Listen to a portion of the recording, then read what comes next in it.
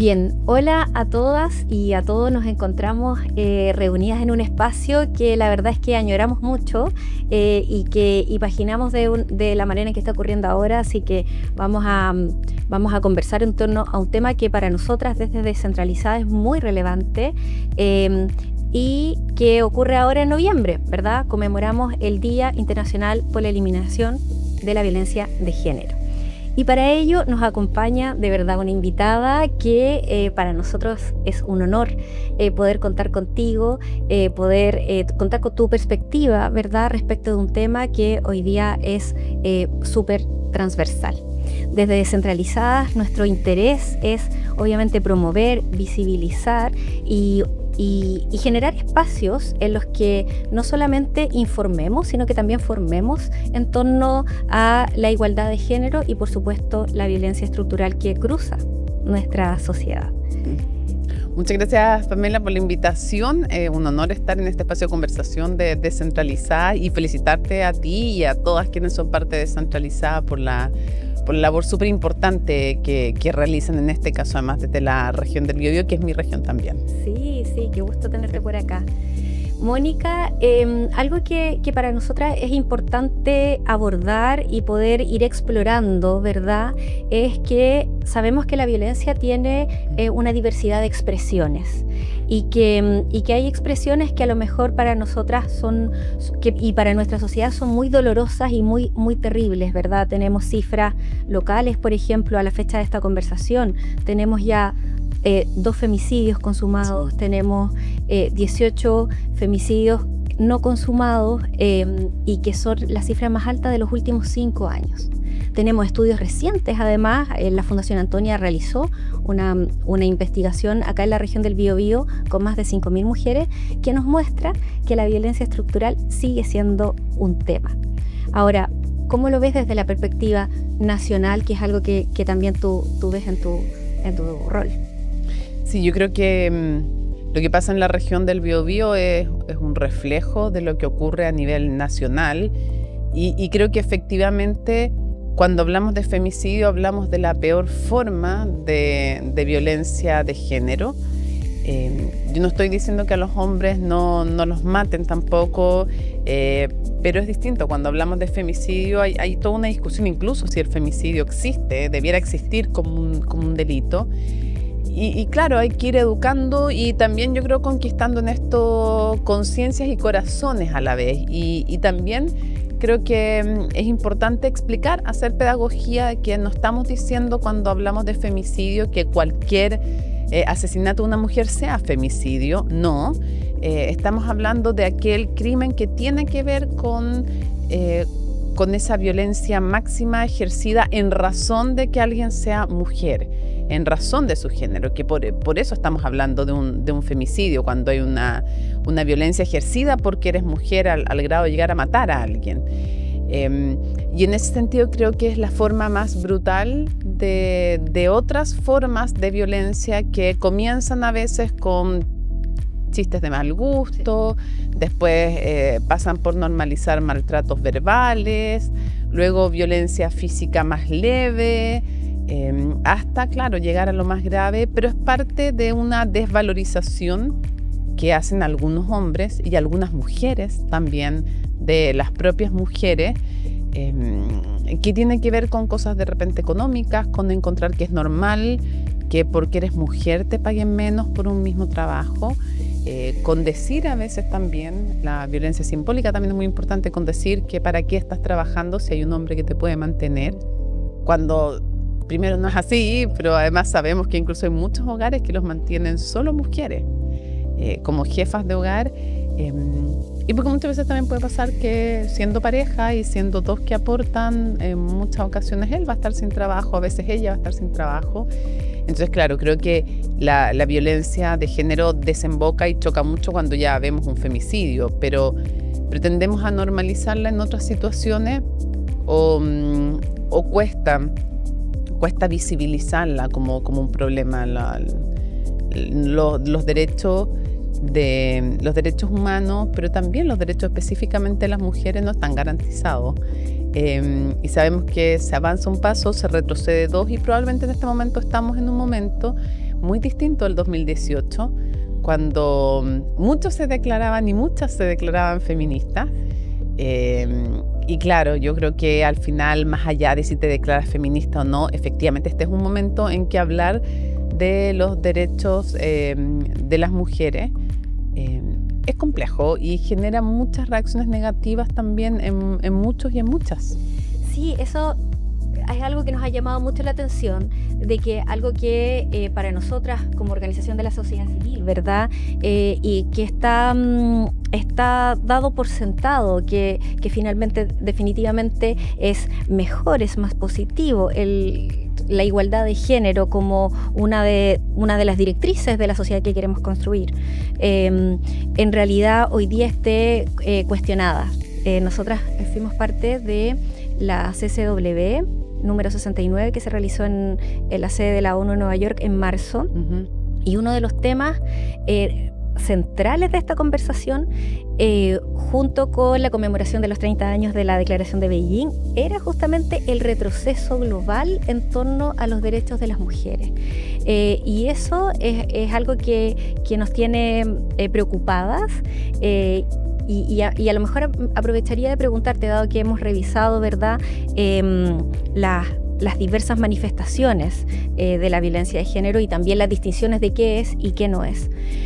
Las organizaciones de la sociedad civil, las organizaciones como descentralizadas, que además nos declaramos, sí, feministas, con valentía en esta época también, ¿cuál crees tú que es el rol que pueden tener o qué es lo que pueden aportar, entendiendo que otros grupos, ¿verdad?, importantes de nuestra sociedad también tienen un rol? El Estado tiene un rol, el mundo privado tiene un rol, los medios de comunicación tienen un rol, pero las organizaciones de la sociedad civil, que estamos aquí, que permanecemos y que tenemos convicción. Mira, si me permites retroceder un paso, bueno, siempre dicen que ese retroceder no es un retroceso, es un paso atrás para tomar impulso. Pero porque me gustaría también, creo que también es bueno tratar de mirar como en perspectiva y hacerse también autocrítica. Creo que, a ver, los retrocesos se producen por varias cosas.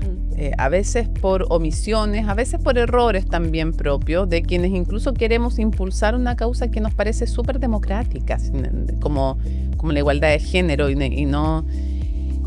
a veces por dar por sentadas ciertas cosas y también porque efectivamente hay grupos en la sociedad, yo creo que son minoritarios, pero hay grupos en la sociedad que efectivamente creen que la mujer tiene que estar subordinada al hombre, creen que el único rol realmente relevante de la mujer sea en el espacio de la casa y de la crianza de los hijos. Y claro, yo creo que cada uno puede tener sus puntos de vista y no hay problema. El problema es cuando quieres imponer a otros, desde uno u otro lado. Restrictivo. Claro. Entonces creo que hay gente que efectivamente es machista y que cree en esa subordinación de la mujer, pero me parece que es una minoría. Y creo que a veces el problema de la falta de aceptación sobre algo que debiera ser, creo yo, súper de consenso, que es que hombres y mujeres tengan igualdad de oportunidades para desarrollar el proyecto de vida como quieran. Si el hombre quiere quedarse en la casa, que se quede en la casa. Si la mujer quiere quedarse en la casa, que sea igualmente válido que salir a trabajar. O sea, que no haya una imposición de roles en ningún sentido, ni para hombres ni para mujeres. Que también, efectivamente, ser mamá o quedarse en tu casa sea igualmente también aceptado. Y en ese sentido creo que hay algunas revisiones que debiéramos hacer de cómo se plantea la agenda de igualdad de género. Creo que muchas veces se tiende a decir, por ejemplo, voy a tratar de hacer un ejemplo súper concreto, que es una mala idea regalarle una muñeca a una niña y un, no sé, telescopio a un niño, y te quedas ahí. Y yo creo que si solo ese es el regalo, y que en el fondo deberían regalarle telescopios a los dos, sí, y se plantea así. Y yo creo que no, fíjate. Yeah. Yo discrepo de eso y tal vez hace algunos años te hubiera dicho en una primera mirada, sí, en verdad, en vez de muñecas regalémosle a los dos telescopios. Pero es que no, porque creo que hay que regalarle muñecas y telescopios a los dos. Sí, coincido. O a ver, si no puede ser muñeca, porque no tiene por qué gustarte jugar con la muñeca. Por ejemplo, si le vas a regalar una escoba a una niña, un juego de cocina a una niña y un telescopio al hombre, no es que tengas que regalar un telescopio a los dos solamente. Yo creo que es más complejo y más rico es regalarle telescopio y juego cocina a los dos. ¿Y por qué? Porque en el fondo la libertad real es cuando no hay ninguna imposición de rol ni a hombres ni a mujeres. Porque tampoco creo que sea feminista decir que hay una subcategoría en que es menos valioso que una mujer decida libremente, no porque no ha tenido todas las oportunidades, ser mamá y quedarse en la casa. Imagínate que de repente se dice solo ser mamá, como si fuera de segunda categoría. Yo creo que el feminismo es la libertad para que hombres y mujeres escojan el camino de vida que realmente les haga sentido. Y no quiero solamente que haya más ingenieras, quiero que haya más matrones también. Quiero que el hombre también se pueda dedicar a labores, a profesiones que son consideradas tradicionalmente femeninas, mal consideradas como tradicionalmente solo para mujeres. Entonces creo que si vamos a pelear por la libertad, tiene que ser para la libertad de todos, de todas y en todo el ámbito, no imponiéndole a nadie lo que a nosotros nos parece como lo más ideal. Entonces siento que dejando por sentado que efectivamente hay un sector minoritario que cree en la subordinación de las mujeres y que no cree en darle la libertad para que ellas elijan, me parece que el feminismo tiene que ser capaz de realmente reivindicar la libertad para todos y para todas, y creo que nos falta también hacer pedagogía de eso. Y como que yo entiendo que a veces cansa, pero creo que es súper relevante y necesario, porque no tenemos por qué dar por sentado que la información que nosotras tenemos o que un grupo que nos interesa la igualdad de género ha tenido en su historia, la han tenido todos. Entonces no tiene que ser visto como algo que te canse o que es molesto. Hacer pedagogía de qué es la igualdad de género, y creo que con alegría, con una buena acogida, porque muchas veces el machismo también encuentra terreno fértil donde hay desconocimiento. Entonces, si hay alguien que tiene el prejuicio de que el feminismo es el intento de superioridad de la mujer por sobre el hombre, y te dicen, pero si el feminismo y el machismo son dos caras de la misma moneda. Un error técnico. Claro, pero en el fondo, si alguien cree eso, ¿por qué tendría que aceptar el feminismo como algo positivo? O sea, es como cambiar una subordinación por otra. Entonces creo que con alegría, también con cariño, con dar esa información que algunos hemos tenido, nos hemos ido formando a lo largo del tiempo, también tenemos que hacer llegar esa información, decirle, no, es que no son dos caras de la misma moneda. El feminismo no busca la superioridad de la mujer. El feminismo puede ser una excelente noticia también para los hombres. Absolutamente. Y en ese sentido creo yo que también hay que dar cuenta de la diversidad de feminismos, tampoco cerrarnos a que hay algunos grupos que sí efectivamente creen también una cierta, no sé si se llamarían grupos feministas, pero sí hay algunos que creen también en la sociedad, y probablemente también son minoritarias, que la mujer tiene que tener una preeminencia por sobre el hombre, y a mí eso no me parece feminismo. Me parece que no cabe en lo que es feminismo. No es lo que promulga, ¿cierto? No, pero hay que tratar de dar a conocer más, de difundir y sentirlo también como una tarea importante. Me parece súper interesante el espacio que tú propones respecto de que sea también formativo, ¿cierto? Me gustaría ahí destacar un par de cosas de lo que tú dijiste. Por ejemplo, creo que uno de nuestros valores y que nosotras también promovemos en Descentralizada es justamente que no se interrumpa el diálogo social, ¿verdad? O sea, que existan estos espacios en donde efectivamente, por mucho que históricamente sentimos que ha habido cierto una desigualdad predominante, lo hay, seguro. Sí.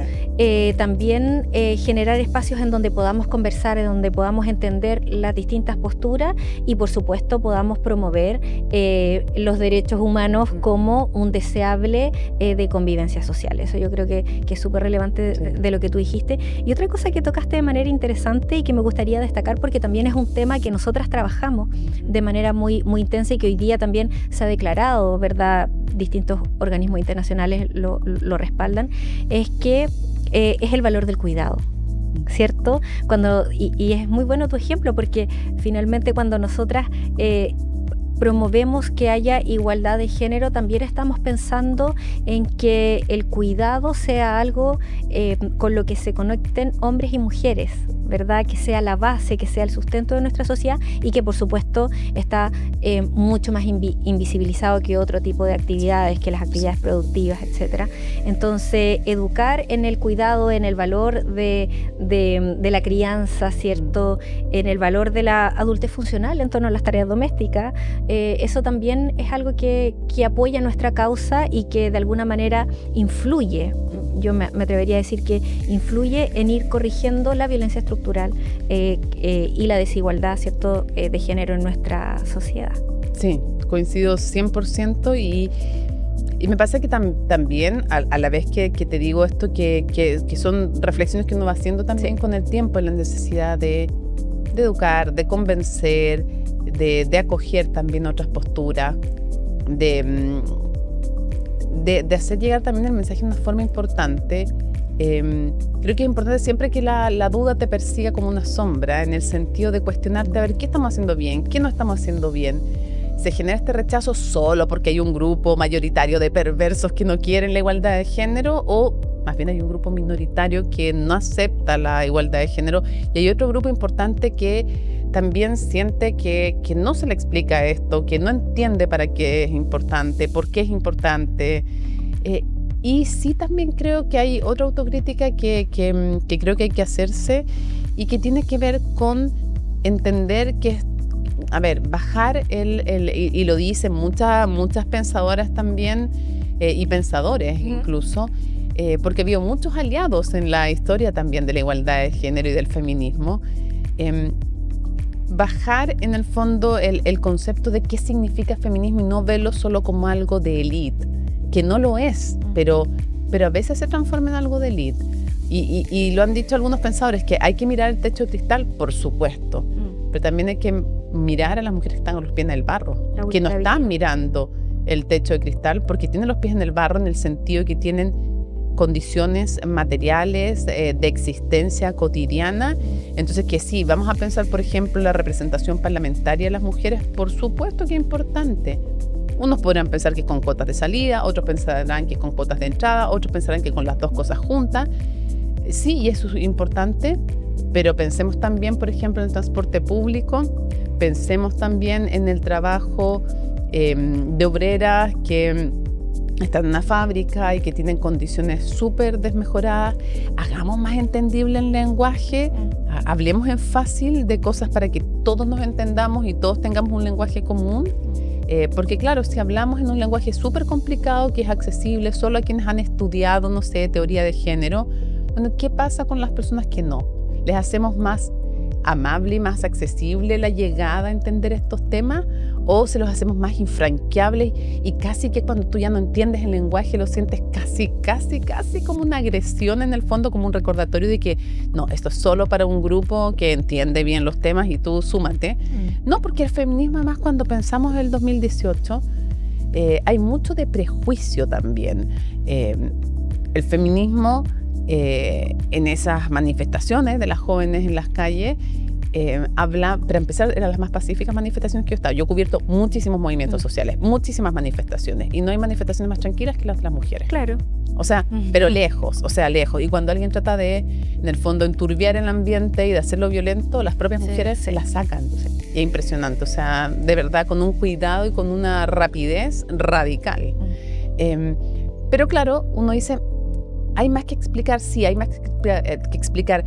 Tenemos que debatir, por ejemplo, yo específicamente, y me acuerdo de haberlo manifestado y que en el fondo te llegara una lluvia de descalificaciones que a mí no me importaban, porque yo siento que tengo que dar prueba de mi lucha por la igualdad de género. Yeah. Pero digo, pero ahora esto le hubiera llegado, chuta, no sé si se anima a seguir hablando en el espacio público, porque yo dije que yo no era separatista. Y que a mí me encantaría que los hombres salieran a marchar en el 8M. Que si un hombre y una mujer tenían que elegir entre los dos quién se quedaba en la casa cuidando a los niños para ir a marchar, obvio que se quedara el hombre, y que no eran a quienes queríamos de voceros ese día. Pero que yo encontraba maravilloso si una familia completa, si un hombre con su pareja querían ir a marchar, y que yo creía que esto o iba a ser con los hombres como aliados o no iba a ser. Entonces, y que tenía que ser una buena noticia para ellos, que yo quería ver a hombres también marchando, exigiendo, si no quieren marchar, exigiendo, escribiendo cartas, pidiendo y exigiendo como un derecho para ellos el postnatal masculino obligatorio. Claro. No como una conquista de la mujer, como una conquista de ellos, para estar presentes en la crianza de sus hijos y de sus hijas, pero que ayuda a la igualdad de género. Cuando pensamos en promover la eliminación de la violencia de género, ¿verdad?, que es lo que se conmemora en noviembre, es algo que es transversal a nuestra sociedad.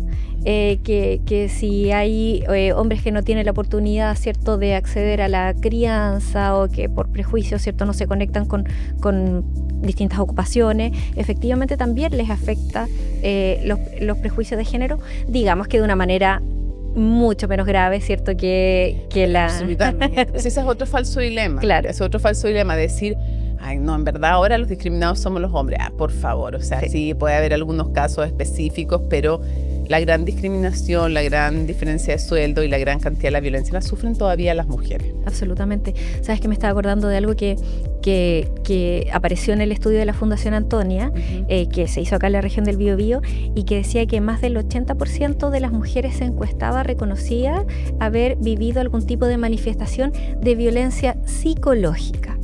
Entonces, ese tipo de expresiones, ¿verdad?, que son como lo que hablamos hace un rato, ¿verdad?, desde las expresiones más graves que comprometen la vida de la mujer hasta todas las otras que también van construyendo, ¿verdad?, una estructura que termina siendo desigual y que de alguna manera es muy fácil de pensar que todas hemos vivido de alguna u otra manera la violencia de género, incluida la violencia simbólica. Y ahí me gustaría hacerte una pregunta súper específica también respecto de tu rol como profesional destacada de las comunicaciones, ¿verdad? Que tienes también una voz relevante y que aquí ha sido viral, ¿cierto? 4 millones de me gusta en su momento. ¿Cómo ves tú también el rol de los medios de comunicación en la violencia simbólica? Tenemos cifras que son súper contingentes y que salieron recientemente publicadas, ¿verdad? Más del 76% de los mensajes digitales de odio en esta época están dirigidos contra mujeres, periodistas, entre las cuales estás tú, por ejemplo, ¿verdad? Tenemos cifras de ONU Mujeres recientemente publicadas que nos dicen las candidatas presidenciales de este momento en Chile, ¿verdad?, reciben 3,4 veces más mensajes diarios de violencia que los candidatos presidenciales. Entonces, y eso da lo mismo en qué sector político sea. Independiente del sector político. Entonces, eso es interesante porque de repente pensamos, ¿verdad?, que podrían haber ahí diferencias, pero no. La desigualdad más fundamental sigue siendo la de género. ¿Cómo lo ves en torno al rol de los medios de comunicación, los mensajes, los discursos públicos, las publicidades y, por qué no decirlo, la manera de comunicar, ¿cierto?, los temas que tienen que ver con la igualdad de género? Yo creo que los medios de comunicación hemos avanzado mucho. Ahora me enorgullezco de trabajar en un medio de comunicación en que la igualdad de género ha sido un tema de manera permanente de cuidado y de aprendizaje, además, en el clima interno, pero en la forma en que comunicamos también. Y esto ha implicado educarnos y reeducarnos. Yo también he tenido que aprender y he ido aprendiendo mucho a lo largo de los años, de otras mujeres, de otros hombres también, porque es un proceso también de educación y de aprendizaje. Yo creo que no nacemos feministas, nos vamos haciendo feministas, la vida nos hace hacernos feministas. Y sí, aunque le molesta a muchas, yo también creo que hay hombres feministas, fíjate, o aliados del feminismo, lo creo, y hay muchas mujeres que dicen, pero ¿cómo puede decir eso si estructuralmente no es así? Sé que hay una dificultad, que es otro tema, pero sé que debe ser difícil para un hombre que intenta ser lo más justo posible en su trato con las mujeres, tener que asumir que de igual manera a una mujer le cuesta más que lo que le costó a él, o asumir que una niña desde los 5 años a los 18 dedica un 50% más que su hermano, o que un niño de la misma edad en otra casa a las labores domésticas, y que por lo tanto ese niño ya parte con la ventaja de más tiempo para estudiar, para descansar, para tener amigos, para hacer relaciones. Y que eso es así y que todavía le cuesta más a una mujer en general, siempre hablamos de promedio, sí, en su desempeño familiar, laboral, en fin. Entonces, para cualquier hombre, si es muy justo en su trato con las mujeres o lo intenta hacer, tener que ser capaz de abrir los ojos a desventajas que tienen las mujeres que él no ha querido, que él no ha provocado, y tener que visibilizar lo invisible debe ser difícil, porque en el fondo tener que reconocer que hay otra que para lograr lo mismo que él hizo más mérito, hizo más esfuerzo, debe ser duro, me imagino. Pero volviendo a los medios de comunicación, la verdad es que, a ver, igual me gusta ponerlo en perspectiva. Primero, yo la verdad es que sí, he recibido violencia digital, pero la verdad es que en comparación con el cariño, con la buena onda digital que recibo, sería súper injusto decir, ha sido terrible para mí. La verdad es que, o producto del carácter que tengo, pero también producto de que me arropa mucha gente, incluso digitalmente, creo que sería injusto decir que ha sido difícil. Y lo otro también me pasa es que yo pienso lo que se vivió en este país en épocas bien oscuras como la dictadura, Claro. Y lo que vivieron ahí mujeres periodistas, y siento que no tiene ninguna comparación. Siento que parte también de hacer periodismo y de comunicar es asumir que no vas a ser moneda de oro, que vas a tener que poner luz en lugares donde hay oscuridad, que vas a tener que tocar temas que son dolorosos también para una sociedad o que generan molestia, incomodidad.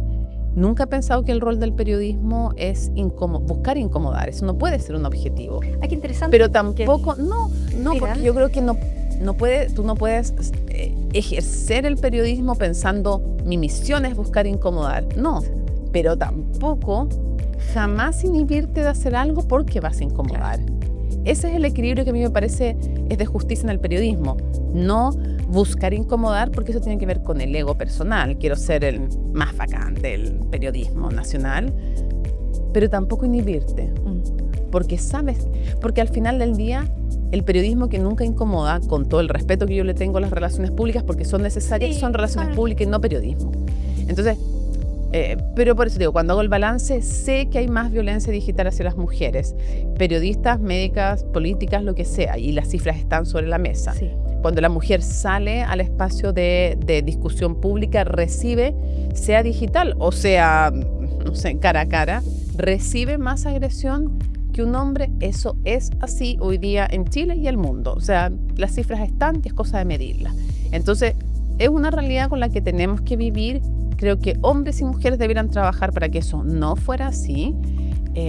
Y creo que viene de antiguo. Hay un libro de Mary Beard que es buenísimo, un libro cortito, sobre cómo las mujeres han intentado tener espacio público en la discusión pública, y dicen que la violencia o el intento de acallar la voz de las mujeres comienza con Telémaco, cuando hace callar a Penélope, en el fondo creo que es Penélope su madre, ¿no? Y lo cuenta Mary Beard, cuando el hijo hace callar a la madre, y el hijo hace callar a la madre. O sea, de ahí de antiguo en el fondo, el momento en que en la antigüedad de nuestra historia, ya que, o sea, porque no hace callar al padre, hace callar a la madre, hace callar a la mujer y el hijo.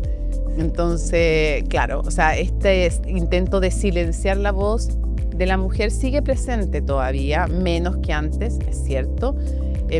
Pero ¿por qué en el fondo hago el punto de que siento que que no lo siento como algo tan duro para mí, porque me arropa mucha gente también digitalmente? ¿Por qué lo hago así? Primero porque me parecería injusto no decirlo. Puede ser un no reconocimiento a los que te arropan, y junto, claro, con una ola que retroceda y una ola que avanza para darte cariño también. O para darte contención, o para apoyarte, o para defenderte también. Y eso es muy bonito y me parece justo. No decirlo sería no reconocer a los que lo hacen, que también requiere un acto de valentía. Callar es ser cómplice, y cuando alguien no solo no calla, sino que te apoya, creo que es justo reconocerlo. Y también me parece importante decirlo, porque así creo que tiene más peso cuando indicamos, relevamos casos en que sí lo han pasado mucho peor, y tengo colegas que lo han pasado muy, muy mal. Entonces creo que es justo decirlo, y eso te da tal vez más valor o más fuerza para cuando denuncias a alguien que lo ha pasado muchísimo, muchísimo peor. Y creo que sí, es algo que hay que parar, es algo que sería deseable que no ocurriera.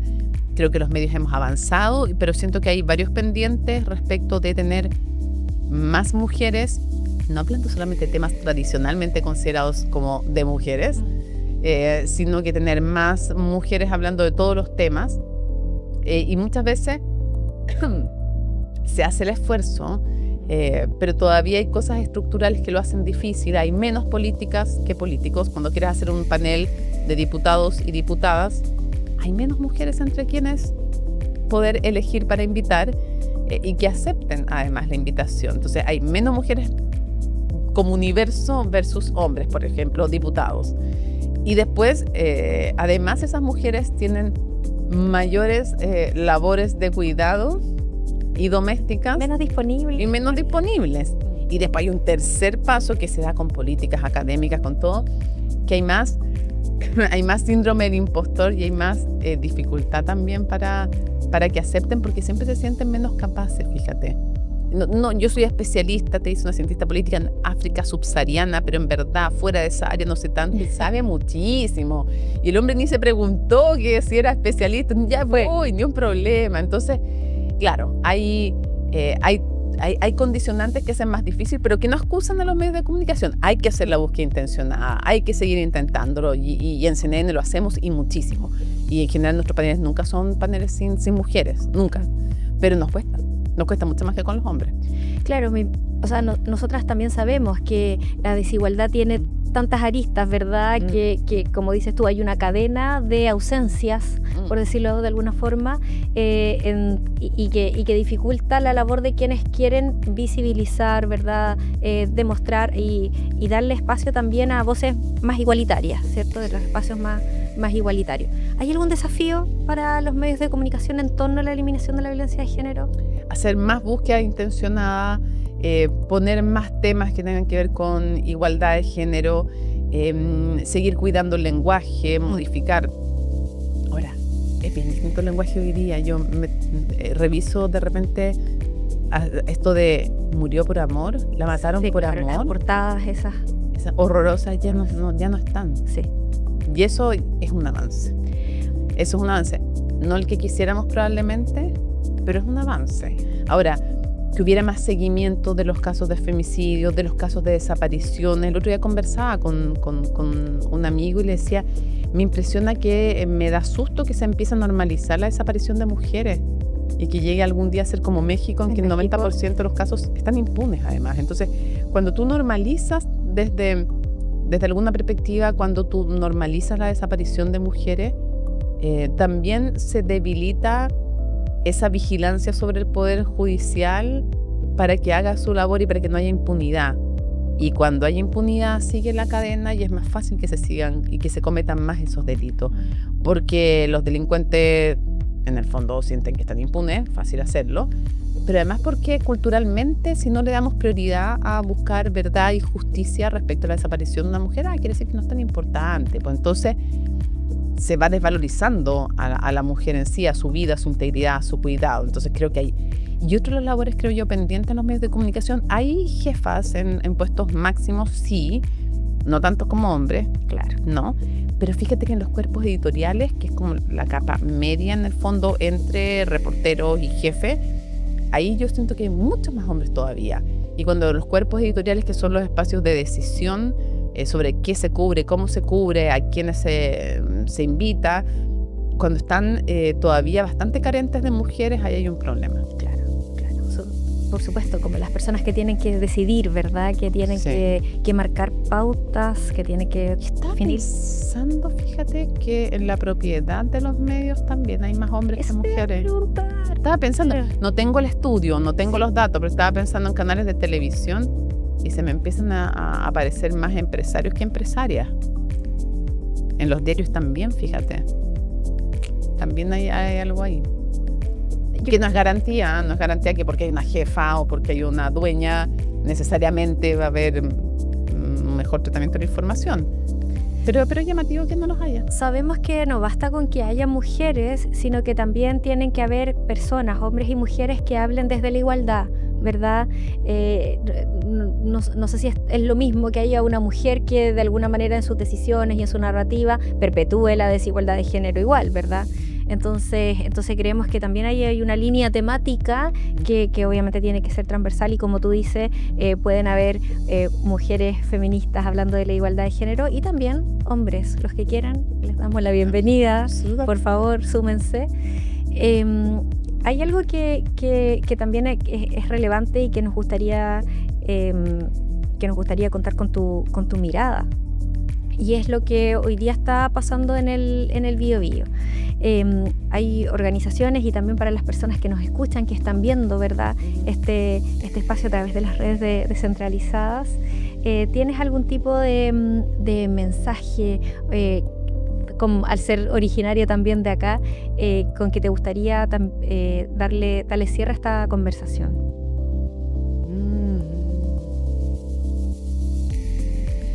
A mí me gustaría reconocer que en general son las mujeres más anónimas las que han construido el camino del trabajo por la igualdad de género.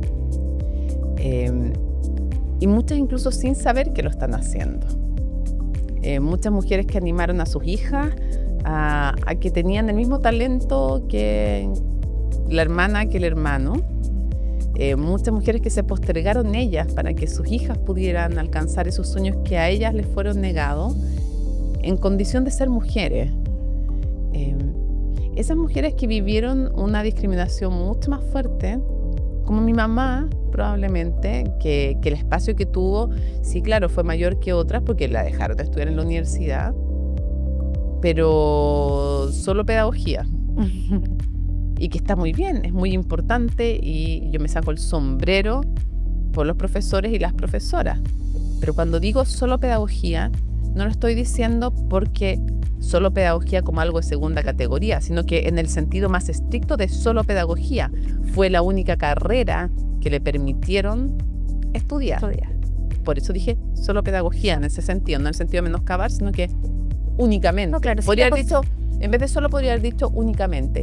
Tengo mucho también cuidado con el lenguaje porque siento que en muchos jóvenes, hombres y mujeres, a veces hay una, y también me gustaría invitar a eso en la discusión que hacemos sobre igualdad de género, a veces desde el punto de vista de quienes defienden la igualdad de género, a tratar de abrirse un poco más a la buena intención del que está al frente y que cuando uno dice algo, primero respirar y ver si realmente hay una mala intención o a veces hay ignorancia o hay un descuido y no necesariamente mala intención. Creo que también eso nos hace ser aliados más efectivos y agentes de cambio más efectivos antes de reaccionar de inmediato presuponiendo una mala intención.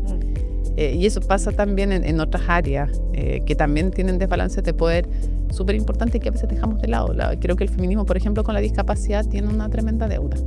No ha mirado mucho lo que vive una mujer con discapacidad desde su perspectiva, pero en fin.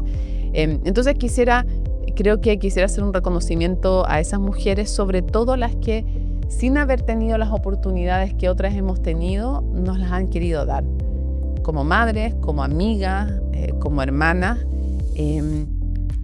Y eso me parece súper importante porque son mujeres que han hecho un doble camino, que no fueron educadas en una igualdad de oportunidades, pero que han dado ese trabajo, ese sacrificio, esa postergación muchas veces para que otras sí puedan cumplir sus sueños.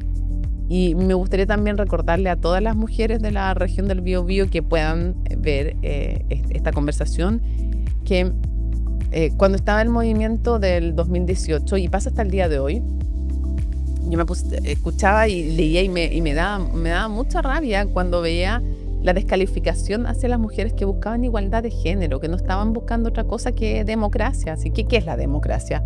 Igualdad de derechos para todos los ciudadanos. Y ciudadanas. Entonces, en ese momento se decía, este es un movimiento de élite. Se llegó a decir de mujeres de demasiados recursos que tienen demasiado tiempo libre. Y además, feos los cuerpos que veo en las calles, no sé qué más. Y yo decía, qué horror. Violencia simbólica. Sí, y yo dije, a ver. Y agregaban, debieran mirar a las verdaderas feministas, a aquellas que se preocuparon de cosas realmente importantes. Me acuerdo. Como por ejemplo, las sufragistas. las que pelearon por el sufragio femenino. Eso sí que era algo importante. Y entonces, claro, uno dice, chuta, entonces, a ver, mi primera reacción fue, entonces, si ya conseguimos una cosa que en el momento no se encontraba que era muy importante, pero que es realmente importante, entonces nos tenemos que olvidar de todo el resto de las cosas, o sea, las siguientes luchas no son importantes, porque ya conseguimos una, después entonces como que se acabó, no hay nada más que hacer, vamos a asumir que estamos en una situación de completa igualdad de oportunidades. No, entonces, ¿por qué descalificar? Primera cosa. Segunda cosa, esta descalificación de un movimiento de élite era un desconocimiento súper brutal, porque el primer petitorio que tenía, el petitorio de las jóvenes, que si se hubieran dado el tiempo de verlo antes de opinar, podrían haber visto que el primer punto era lograr que las mujeres migrantes que trabajaban en las universidades y que estaban en una situación de mayor desprotección, migrantes regulares que trabajaban en las universidades y que se les estaba pagando menos, que se reparara de alguna manera las malas condiciones laborales. Esa y petición para los alumnos y alumnas, era para ambos, salas de cuna para los estudiantes de menos recursos que tenían guaguitas chicas y que eran alumnos de primero, segundo, tercer año, para que no abandonaran los estudios. Entonces no es un movimiento de élite, porque las peticiones no eran de élite, pero además estaban súper bien conectadas con quienes menos recursos tenían, pero además porque hay cosas como la educación no sexista que no es de élite. La educación no sexista va a significar que en un liceo donde ya la educación está más desmejorada, a una niña se le eduque igual en matemáticas que a un hombre. O sea, no es ni más ni menos que eso. Y después estaba el último punto, era como, movimiento de élite, de mujeres con mucho tiempo, feas, no sé qué más, bigotudas y no sé qué más. Y que no se depilan. Como si además alguien tuviera el derecho a obligarte a depilarte, pero ya, ok. Y feas más encima. Sí. Así como si además fuera tremenda gracia no ser fea o ser bonita. Primero, como si fuera la mayor ofensa. Y segundo, claro, esta costumbre de opinar sobre el cuerpo. Además, entonces como todo mezclado, yo dije, y que se preocupen de cosas importantes, como el sufragio. Así como lo hubieran pasado muy bien las sufragistas, además, pero ya. Y como si hubieran sido muy pacíficas también. No, claro. Pero dije, a ver, voy a ir a revisar. Y me fui a la Biblioteca Nacional y también revisé en internet diarios de la época de la lucha por el sufragio. Lo mismo. Mujeres de élite con demasiado tiempo, y con 3 frases calcadas, con demasiado tiempo libre, que envenena sus cerebros. Claro. Ya, pero mujeres de élite con mucho tiempo libre y feas.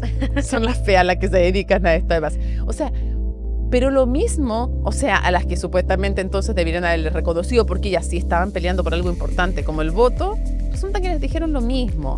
Entonces no es que una causa y otra sea menos importante que la otra, no es que en la época pasada los hombres abrieron las amplias puertas del sufragio a las mujeres, apenas las mujeres levantaron la mano, por supuesto voten. No, sí, no ha sido así, no va a ser así, van a haber muchos hombres que sí, porque hubo hombres que también estuvieron del lado de las mujeres, fueron los principales impulsores también del voto femenino, también con las mujeres. Entonces, sí, pero lo que digo yo es que la descalificación de antes es la misma descalificación de ahora y es igualmente injusta, pero siento que hay una labor que tenemos que desarrollar de manera estratégica, amable, y entendiendo a los hombres como aliados, que creo que es algo que no todos en el movimiento feminista, no todas entienden. Es un desafío porque obviamente hay como también rabia acumulada, sí, ¿cierto? Hay cansancio y hay la sensación cierto de injusticia se va acumulando, pero si me permites, creo que algo de lo que tú estabas diciendo también está relacionado con desafiar las propias creencias, ¿cierto? Las estructuras mentales y que están bien arraigadas por la crianza, sí, ¿cierto? Por la socialización, y poder también cuestionar la manera en que pienso, ¿no? La manera en que evalúo el mundo, cómo veo, distingo, no distingo la desigualdad, y creo que ese también es un desafío, una invitación, ¿verdad? Para que si viviste siempre con privilegios, como hombres, hay cosas que no ves. Hay cosas que no ves. Yo creo que para las personas que que son varones, que se identifican como varones, ven, ¿verdad? O no distinguen sencillamente la experiencia de lo que significa ser mujer en esta sociedad temprana y estar expuesta a la violencia de manera súper temprana, ¿cierto? La violencia física. Ahora, algunos tienen una sensibilidad súper importante y se dan cuenta. Pero yo creo que no debe ser fácil, así como nos cuesta a cada una de nosotras no ver otras discriminaciones. Sí. O sea, no sé, alguien que no es, no sé, afrodescendiente, por ejemplo, en Estados Unidos, yo creo que le cuesta más ver la discriminación que viven los afrodescendientes, por ejemplo. Los pueblos originarios. Claro, ver no es lo mismo que observar, no. O sea, que experienciar, ¿cierto? Que experimentar. Ahora, ¿puedes llegar a un nivel de empatía en que lo ves? Sí, claro que puedes llegar, pero me imagino que, lo trato de decir porque creo que hay gente de buena voluntad que le cuesta, que no ha vivido en un entorno, que al contrario vive en un entorno en que le refuerzan los prejuicios. Sí. Como, no, sí, yo estoy de acuerdo con la igualdad de género, pero no estoy de acuerdo con eso que dice el feminismo, que sean superiores las mujeres, entonces tienes que ayudar a construir.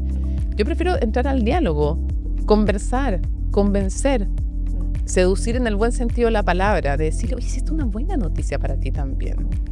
O sea, en el fondo, un hombre que tiene un postnatal masculino obligatorio, si lo tiene obligatorio no va a haber ningún compañero tuyo que te pueda hacer bullying, o si te lo hace se lo tiene que comer, porque todos se lo tienen que tomar. Claro, ahí está el valor de lo legislativo, claro. El valor de la transformación del mundo del trabajo, ¿verdad? Y cómo aporta también la estructura a corregir las desigualdades, ¿cierto? Que también ocurren en nuestro espacio cultural. Sí, y valorar aquellas empresas que se han atrevido, donde tú, no sé, de las que me acuerdo, Natura, empezó con un programa de postnatal masculino sin que fuera ley. Maravilloso. ¿Y qué les ha pasado? Que los hombres, además, se vuelven mucho más cómplices de sus compañeras, mujeres, que viven también con sus parejas la experiencia, por primera vez viven la experiencia de lo que significa la incertidumbre de me voy por 3 meses, 6 meses. ¿Qué va a pasar cuando vuelva? O sea, que eso es una tensión, por supuesto. Es una tensión que existe, que se desarrollan como más multitask. Me decía un gerente que vuelven con más habilidades. O sea, son capaces de hacer más cosas al mismo tiempo.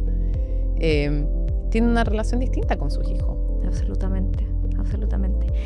Oye, un mundo de oportunidades que apuntan, ¿verdad?, a ir corrigiendo de alguna manera hasta lo que hemos dicho que es la desigualdad estructural, pero también y especialmente en el mes de noviembre, en el que conmemoramos el Día Internacional de la Eliminación de la Violencia contra las Mujeres, solamente reconocer que hay mucho que todavía transformar, ¿verdad? Hay que seguir trabajando desde las organizaciones de la sociedad civil como descentralizadas. Son tan importantes. Gracias. Desde el rol también de los medios de comunicación, de mujeres que hoy día tienen voz, que han sido también la voz de otras que no la tienen, ¿cierto? Y también de poder ir transformando espacios que tienen tanta incidencia en nuestra sociedad.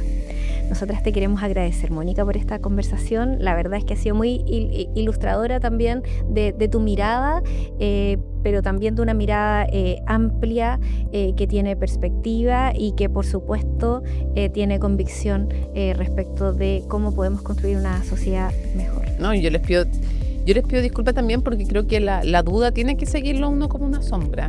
Y siempre, y dudo y cambio y pienso y repienso y después también me gustaría tener mejor formación en estos temas, me gustaría saber más, es un proceso, pero al final también siento, y también la invitación es para los hombres, no tenemos que sentirnos culpables de dónde, cómo, por qué. También se lo digo a los jóvenes que a veces me toca ir a colegios con muchos recursos, y usted no tiene que sentirse culpable de dónde nacieron, pero sí responsable, que es muy distinto. Súper diferente. Y claro, y lo mismo me pasa, ya me equivoqué en una cosa que dije como comunicadora, pero me siento responsable, no culpable de necesariamente todo lo que falta, porque si no te inmoviliza, si es lo mismo que en la rabia no te tiene que, existe, reconozcámosla, sí, la injusticia, la frustración, la pena, sí, pero que no nos inmovilice, que nos movilice para transformar. Absolutamente. Una mirada de aprendizaje que reemplace una mirada rígida, sí, ¿no? culposa. Estamos en transformación y tenemos esperanza. Yo creo que eso es súper importante. Yo creo que hay que ser optimistas. Se puede. Si nos damos la mano, si le damos la mano a otras y a otros, se puede. Buenísimo, buenísimo. Qué bueno, porque en este momento en que conmemoramos un tema que es doloroso para nuestra sociedad, ¿verdad? Que es impactante. Hay que lo sillas vemos vacías. En todas las mesas de muchas casas hay sillas vacías que no debieran estar vacías. Así es. Se fueron antes y no vuelven y dejan huella. Absolutamente, absolutamente. Y aún así tenemos esperanza y tenemos convicción de Tenemos la seguir obligación trabajando. por ellas, por esas sillas vacías, por esas personas que ya no se sientan ahí en la noche a comer con su familia. Tenemos la obligación de tener esperanza, de elegir tener esperanza, de que la rabia no nos inmovilice, nos movilice. De seguir. Muchas gracias, Mónica. A ti, gracias, Pamela.